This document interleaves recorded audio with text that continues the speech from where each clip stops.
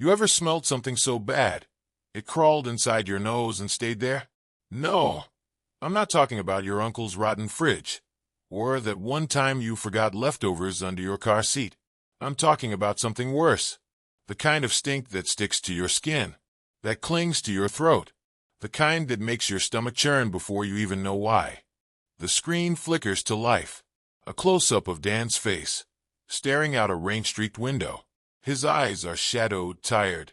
But the real focus? The reflection in the glass. A German shepherd, motionless, ribs pressing against its wet fur, eyes wide, staring into nothing. That's what Dan smelled the second he cracked open that door. And let me tell you, he wishes to hell he never did. The wind screamed through the trees, rattling branches against the log walls of the cabin like skeletal fingers trying to claw their way inside. The sky had split open hours ago, rain hammering down in thick sheets, swallowing the road leading up to Dan's place. The nearest town, 15 miles away. The nearest neighbor, dead for 6 years. Dan had chosen this solitude. After 20 years in the military, after the things he'd seen, it was better this way. No people meant no questions. No questions meant no lies. But tonight was different. Tonight there was something outside. Dan sat in his worn-out recliner, a half-empty bottle of whiskey on the table. The fire crackled in the stone hearth, but the warmth didn't touch the cold crawling under his skin. Because outside, it sat there, watching. The dog. It had been there for hours. Unmoving. Just a dark, wet mass pressed against his window, its breath fogging up the glass. It didn't whimper, didn't growl, didn't blink. Dan exhaled, through his nose. Something about it was wrong. Dan wasn't a soft-hearted man. He'd seen plenty of strays before. Normally, they'd skulk around for scraps, shivering and pathetic. But this one, it didn't beg. It didn't whine. It just stared. Its fur was thick but clumped with filth, matted down with mud, blood, and God knows what else. Its ribs stretched tight against its skin, and yet it wasn't desperate. It was waiting. And Dan didn't like that one bit. His fingers tightened around his glass. No way this dog just appeared here. Someone left it here. Or worse, something scared it here. Dan swallowed, glancing at the rifle leaning against the wall. His gut twisted. That's when he heard it. Scratch, scratch, scratch. The sound made Dan's scalp tighten. Not the dog. It was too far from the door. Slowly, he turned his head. The doorknob twitched. A gust of wind. Maybe. His heart thudded against his ribs. His instincts, honed through years of war, screamed at him. Do not open that door. But Dan wasn't the type to cower from shadows. With a grunt, he pushed himself up, grabbing the rifle. The dog was still staring. Its ears had flattened, muscles locked tight. Dan hesitated. The air suddenly felt heavier, the kind of weight that presses down on your lungs, makes your body scream to run. Still, he moved forward. His boots thudded against the wooden floor as he approached the door, hand tightening around the knob. The scratching had stopped. That was worse. Taking a breath, Dan cracked open the door. He expected the wind, expected the rain, maybe even a raccoon skittering off into the trees. What he didn't expect was the stench. A vile, metallic rot punched him in the face, thick and wet like meat left in the sun. It coated his tongue, made his throat clench. His stomach turned, and that's when the dog moved. With a snarl, it lunged past him, bolting inside like a shot through the dark. It didn't stop until it hit the farthest corner of the room, curling in on itself. Terrified, Dan barely had time to process before a gust of wind sent something wet slapping against his cheek. He recoiled, touched his face. His fingers came away sticky. And then he saw it, just beyond the doorway. In the rain-drenched dark, something shifted. A shape. Tall. Wrong. Not human. Not animal. Something else. Dan slammed the door shut, heart hammering. He locked it, bolted it, turned. The dog was shaking violently, eyes locked on the door. And then the doorknob started turning. Without a sound. Dan had seen fear before. Real fear. The kind that settled deep in a man's bones. He'd seen it in soldiers just before a firefight, in civilians caught in the crossfire, in the mirror, on nights when the memories wouldn't let him sleep. But this was different. The German shepherd was shaking uncontrollably, even wrapped in the thickest blanket Dan could find. Its breathing was erratic, ribs rising and falling like it had just run for its life. Its eyes, those wide, frantic eyes, never left the door.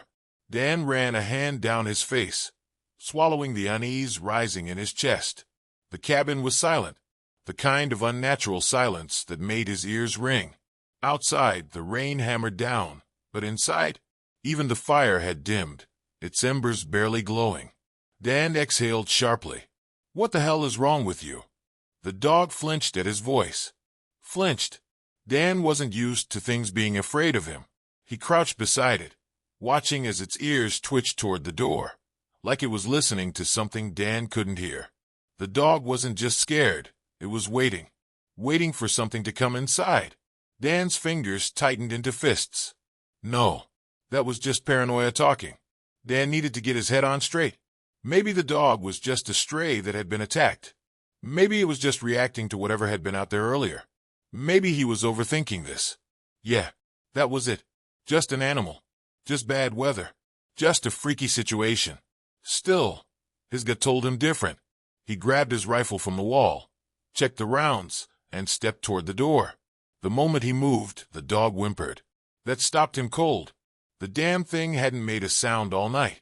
But now, as he reached for the lock, it let out a low, pleading whine, ears flattened against its skull. Dan hesitated, looked down. The dog's eyes were begging him not to go outside. His stomach twisted. But Dan had never been the type to ignore danger just because it was safer to pretend it wasn't there. With a deep breath, he unlocked the door. The wind slammed into him the second he stepped out. The cold was sharp, cutting through his flannel like knives. The rain had slowed to a drizzle, but the sky remained black as ink, clouds blotting out the moon. Dan took one step forward, then another. His boots squelched in the soaked earth, the scent of wet pine and mud filling his lungs. And then he saw it, the scratch on the door.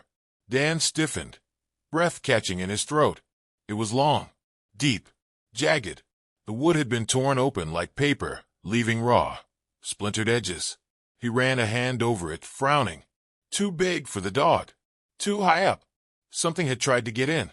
Or worse, something had been dragged out. Dan's eyes flicked to the ground, and his blood ran cold. Footprints. Barefoot. Human. But wrong. The prints were too deep, like whoever made them had been heavy. And the spacing too far apart. Too unnatural.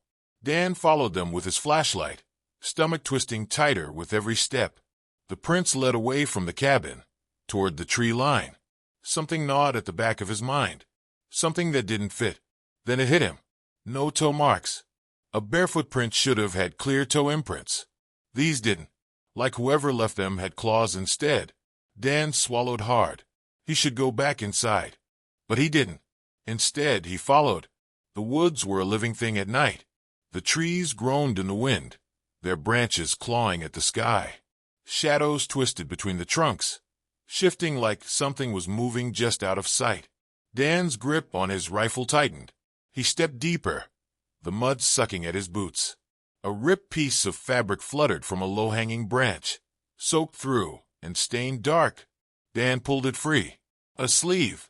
He took a breath, scanned the ground, and found a boot. Just one. Torn at the heel, half buried in the mud. Dan crouched, running his fingers over the edge. Still warm. Someone had lost it recently. His heart slammed against his ribs. Then, his flashlight flickered over something metallic. A cell phone. Shattered, but still on. Dan hesitated before picking it up. The screen was cracked, but still glowing faintly. A text message was typed out. Unsent. Dan's stomach coiled as he read it. It's following me. If you find this, don't. The message cut off. Dan felt his pulse hammering in his throat. Then, a sound. A low, guttural growl. Directly behind him. Dan went dead still. The growl wasn't from a dog. It wasn't human. It was low, wet, and vibrating with something primal, something hungry. Slowly, he turned his head. At first, he saw nothing. Just trees. Just darkness. But then two glowing eyes blinked open. Far too high up. Far too wide apart. A shape unfurled from the shadows. Tall. Wrong. It had been watching him the whole time. Dan's breath hitched. Then, it moved. Dan had faced gunfire, explosions, ambushes. He had seen men reduced to nothing but red mist and echoes of their last breath. But this was something else. The thing in the woods moved. Not with a lurch. Not with a step.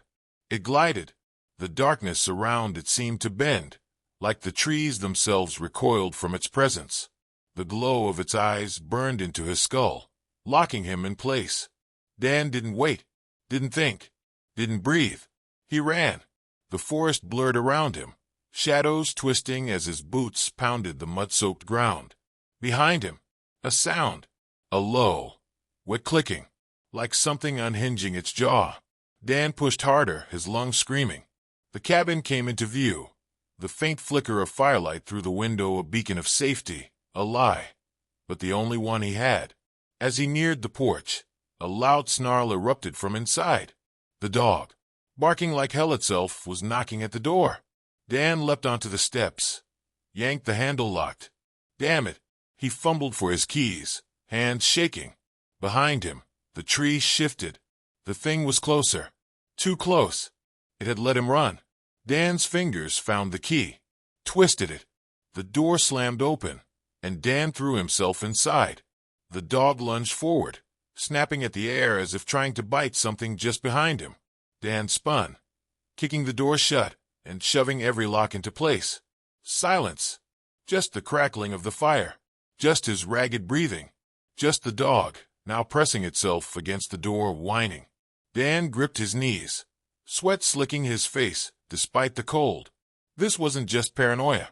This wasn't just a stray dog showing up on his doorstep. Something was out there, and it wanted in. Dan grabbed his rifle from the table, his hand steadying as instinct took over.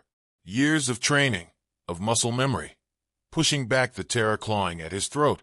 He exhaled, checked the rounds. Loaded. Ready. The dog growled. Low. Quiet. A sound that belonged in a throat full of blood. Dan followed its gaze to the window.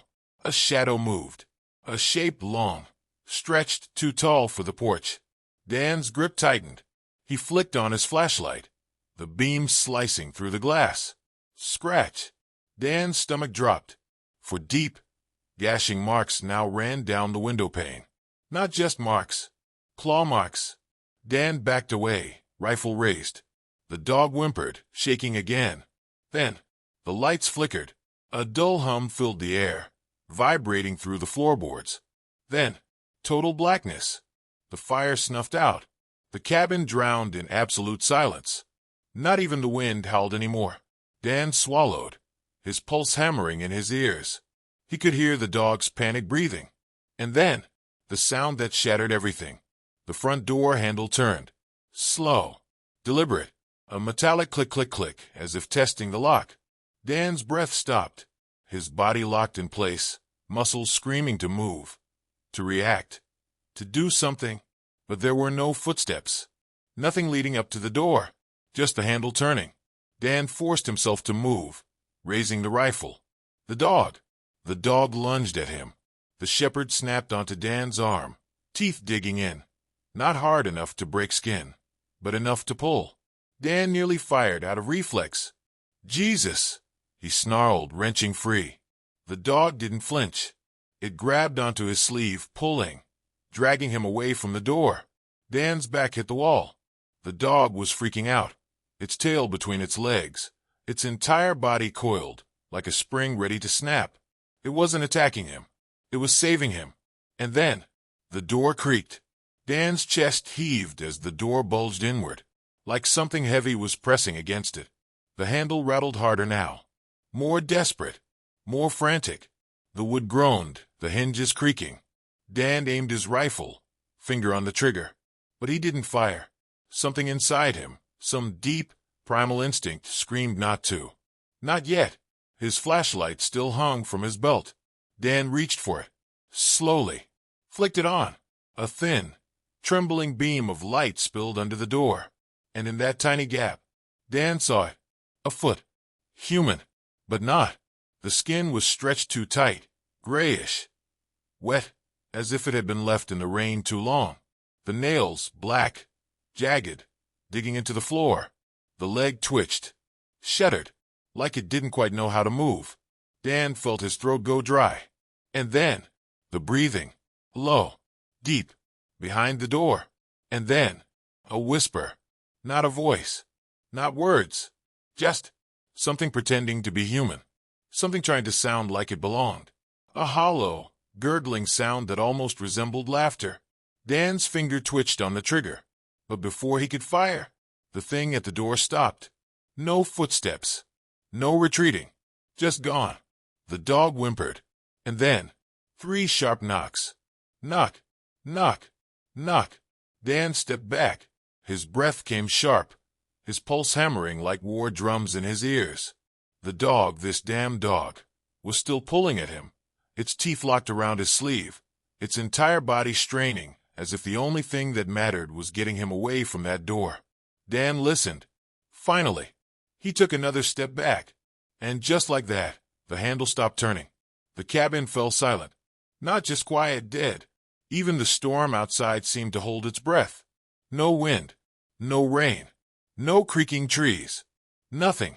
Dan swallowed, rifle still raised, finger barely a twitch away from the trigger. Then, thud. Not at the door. Behind him. Dan froze. The dog spun, its head snapping toward the hallway. Its ears flattened, its tail tucked so tight it was nearly beneath its belly. Dan turned slowly, his stomach twisting into knots. His flashlight. He needed his flashlight. He reached down, fingers fumbling at his belt, hands shaking. He clicked it on. A thin, trembling beam of light sliced through the hallway. Empty. At first, Dan took a step forward. The floorboard beneath his boot let out a faint creak. And then, a sound. Running. Inside. Fast. Too fast. Thud, thud, thud, thud, thud. Dan's body locked up, his breath catching in his throat. Something wasn't right. The sound wasn't coming toward him. It was circling. Around the cabin. Inside the walls. The dog let out a low, pitiful whine. And then, the light flickered. For a single second. And in that second, Dan saw it. At the end of the hall. Just standing there. Not moving. Not breathing. Just watching. Dan's entire body went rigid. The flashlight shook in his grip. The beam of light barely steady as it illuminated the gaunt, impossibly tall figure. It was human-shaped, but only in the sense that a scarecrow resembled a man. Its limbs were too long. Its skin hung in loose, wet folds. And its head. Dan's stomach flipped. Its head tilted. A slow, unnatural motion. Like it wasn't sure how a neck was supposed to work. Empty, hollow eyes locked onto his. Dan couldn't move. Couldn't breathe. Couldn't. The thing lunged. Dan fired. A single shot boom. Roaring through the cabin, shaking the walls. The flashlight dropped from his hands, the beam rolling wildly across the floor as he stumbled back. The dog barked, snarled, snapped its teeth. Dan scrambled, grabbing the rifle with both hands, heart slamming against his ribs. The hallway was empty. Nothing there. But the air was wrong. It felt heavy, thick like a swamp in July, like he was breathing something that didn't belong in this world. The dog let out a shrill, ear-piercing yelp. Dan snapped his head toward it, and the back door exploded inward. Dan didn't think, didn't hesitate. He just ran. The dog bolted past him, paws skidding across the floor as it shot toward the tree-line. Dan followed, his boots slamming against the mud as he threw himself into the storm. The wind shrieked, rain slashing at his face. Behind him, the cabin door burst open. Dan didn't look back, didn't need to, because the sound that followed him, that twisted, choking gurgle, half animal, half something else, was wrong. So violently, unnaturally wrong. The dog yelped, skidding to a stop, doubling back toward him. Dan's legs burned, his breath coming in ragged gasps. He could feel it. That thing. Gaining on him. Getting closer. His truck. He just had to make it to his damn truck. Dan pushed harder, forcing his legs to move faster. Every step a battle against the mud sucking at his boots. The dog was already there, jumping against the door, barking wildly. Dan fumbled for his keys, hands shaking, chest heaving. Behind him, the trees bent backward, like something huge was moving through them. Crack! Snap! Thud! Dan's fingers found the key. He shoved it in the lock. The truck door flew open. The dog leapt inside. Dan threw himself in after it, yanking the door shut just as something slammed into the side of the truck. The entire vehicle shook. Dan jammed the key into the ignition, turned it. The engine sputtered. Died. No. No, no, no, no. He tried again. The engine roared to life. Dan slammed the gas. The tires spun in the mud, screeched. And then they were moving. Dan's breath came in sharp gasps. His arms ached from gripping the wheel too tight. The dog was curled up on the passenger seat, still shaking. Dan swallowed hard, sweat cooling against his skin. His hands were still trembling. His entire body was screaming at him to keep driving. Keep moving. Don't stop. Don't think. But his eyes, his goddamn eyes, went to the rearview mirror, and he saw them. The eyes. Two distant, glowing orbs, watching from the tree-line. Unblinking. Unmoving. Waiting. Dan clenched his jaw. He gripped the wheel tighter, and he didn't look back. The highway stretched ahead, empty and endless. Dan finally exhaled. The dog shifted, curling tighter against the seat. Dan glanced at it, at the way its body had finally stopped shaking, at the way it looked at him, calm now, like it had done its job, like it had always known. Dan swallowed, ran a hand down his face. You knew, he muttered. The dog didn't move, didn't bark, didn't even lift its head, just let out a slow, exhausted sigh. Dan turned his eyes back to the road and kept driving, not looking back, not ever looking back.